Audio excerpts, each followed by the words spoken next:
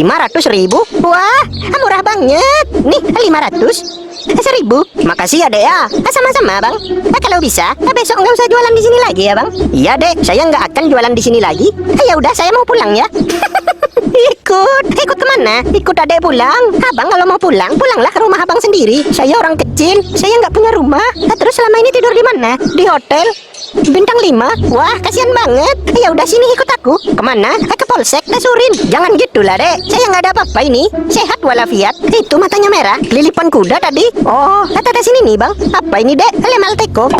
Saya kira obat tetes mata. Kalau pakai ini yang ada rapat mata saya. Ya udah, sini balikin. Saya mau pulang. Ikut.